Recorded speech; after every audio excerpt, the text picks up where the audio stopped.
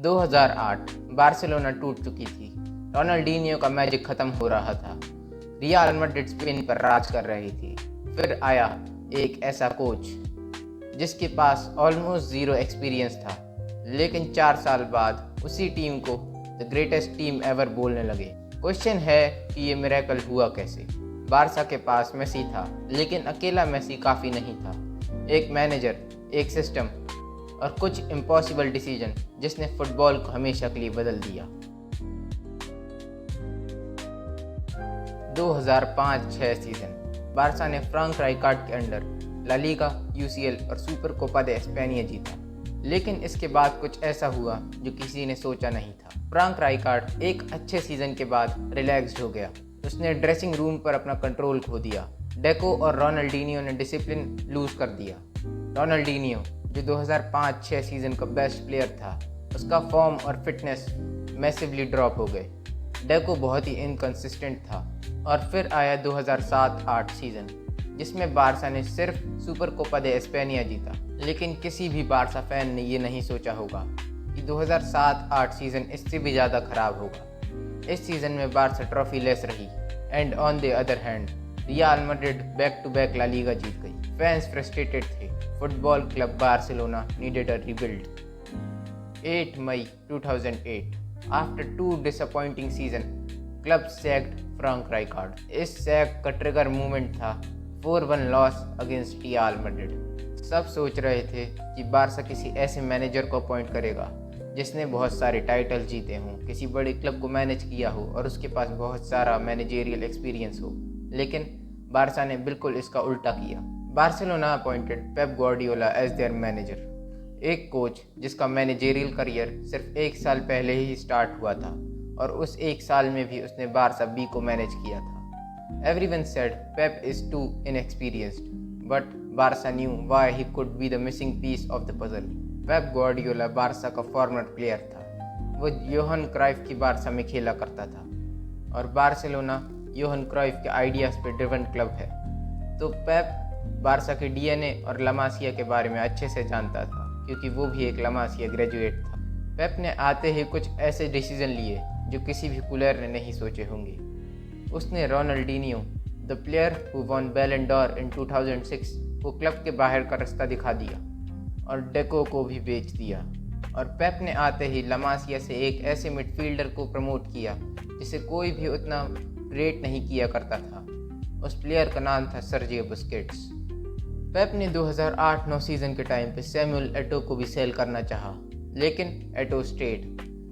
Auto scored 36 goals in the next season and helped Barcelona win treble, लेकिन तब भी Guardiola ने Samuel एटो को इंटर मिलान बेच दिया। मैसेज क्लियर था, no player is bigger than the club. Pep Guardiola को लोग ऐसे ही मास्टरमाइंड नहीं बुलाते थे। He always thought something out of the box. Pep ने मेसी को कभी आउट एंड आउट विंगर की तरह ट्रीट नहीं किया। उसने मेसी की dribbling, play making, chance creation, combination play और गोल स्कोरिंग इंस्टिंक्ट को ध्यान में रख के उसको फॉल्स 9 रोल में खिलाया, and Messi was just too good in that role. False 9 traditional line से बहुत ज़्यादा अलग होता है। फॉल्स 9 हमेशा high up the pitch position नहीं होता। He often drops in the midfield. Messi false 9 role में पूरी अपोनेंट टीम को कंफ्यूज कर देता था। मेसी ऑफन मिडफील्ड में ड्रॉप करता था, जिससे मिडफील्ड में ओवरलोड क्रिएट हो जाता था और उसे मार्क करने के लिए डिफेंडर आगे आते थे, पर उस वजह से विंगर्स को इन बिहाइंड द डिफेंस बहुत ज़्यादा स्पेस मिल जाता था। इस रोल ने मेसी का पूरा करियर ही रिशेप कर दिया। The midfield that controlled the football. Pep की बारसा टिकी टाका स्टाइल ऑफ प्ले खेलती थी, जिसमें वो शॉर्ट पासिंग कॉम्बिनेशन के थ्रू डिफेंस को खोल देते थे, और इस टिकी टाका स्टाइल को एग्जीक्यूट करने में बारसा की midfield was the main thing. Xavi, Iniesta, Busquets, ये मिडफील्ड बॉल लूज ही नहीं करती थी। Xavi dictated the tempo of the game. वो हमेशा पिच को स्कैन करता रहता था और पॉकेट ऑफ स्पेस को ढूंढ कर उनको एक्सप्लॉइट करता था। Xavi was press resistant and very good in tight space passing. Xavi Barça के डिफेंसिव बिल्डअप को अटैक के साथ लिंक करने का काम करता था।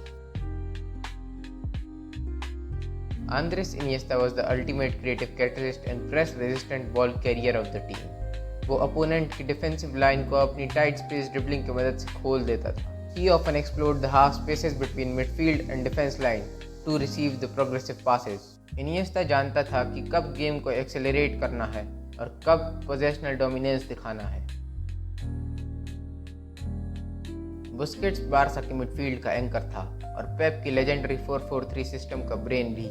He operated as the deepest pivot midfielder, recycling the possession and suffocating opponents' counterattacks through his elite positioning. Busquets की वजह से ही advance creator like Xavi and Iniesta thrive कर पाते थे. Busquets often acted as a defensive safeguard right in front of center backs. इन तीनों के वजह से ही बारसा का गेम इतना इफेक्टिव और डेडली दोनों होता था. तब की बारसा में हर पोजीशन पर बेस्ट प्लेयर नहीं होता था, लेकिन हर प्लेयर को उसका रोल पता होता था. राइट बैक पे Dani Alves. He was the best right back in the modern football. Gerard Pique as one of the centre back. Gerard Pique की बॉल प्लेइंग एबिलिटी उस टाइम पे बेस्ट थी. Carles Puyol as the other centre back. He was the ultimate team captain and defensive leader. Eric Abidal को Pep बहुत smartly use करता था क्योंकि वो डिफेंसिवली बहुत अच्छा था. इसलिए जब भी डैनी अल्वेज ऊपर चढ़ता था, अबिडाल डिफेंसिव बैलेंस प्रोवाइड करता था. Pedro played as an winger, offering high intensity pressing and clutch goal scoring. David Villa was the other winger. He led the initial press of the team and scored a crucial goal in 2011 UCL semi-final. ये Barça stars का collection नहीं थी, ये Barça एक puzzle थी जिसमें हर piece fit बैठ रहा था. 2008-9 सीजन बारसा ने ट्रेबल कंप्लीट किया. ला लीगा में 9 पॉइंट्स की lead over Real Madrid. Copa del Rey final 4-1 win against Athletic Bilbao and UCL final against Manchester United. Barca won 2-0 जिसमें मेसी और सैमुअल एटो ने गोल मारा. 2009 कैलेंडर ईयर में Barca ने legendary sextuple complete किया.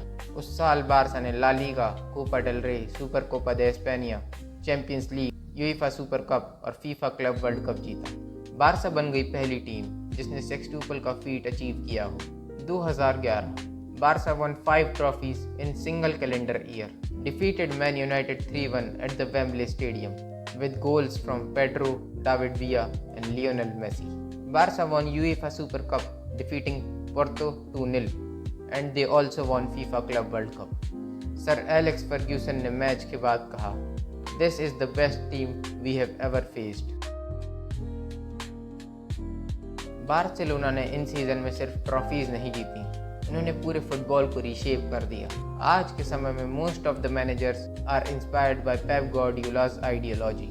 Coaches like Luis Enrique, Enzo Maresca, Mikel Arteta, Vincent Kompany, Cesc Fabregas and Xavi Hernandez, ये सारे manager prefer करते हैं positional play, high press, buildup from the back, और ये सब पेप की बारसा की लेगेसी है. ग्रेट प्लेयर हर जनरेशन में आते हैं, लेकिन ग्रेट टीम शायद एक बार. और ये 2008 से लेकर 2012 तक की बार्सिलोना शायद फुटबॉल का वही मास्टर क्लास थी. अगर आपको ये वीडियो अच्छा लगा तो चैनल को सब्सक्राइब करना मत भूलना और वीडियो को लाइक ज़रूर कर देना. और कमेंट्स में बताओ कि फुटबॉल हिस्ट्री की कौन सी टीम इस बार्सिलोना की क्लोजेस्ट थी.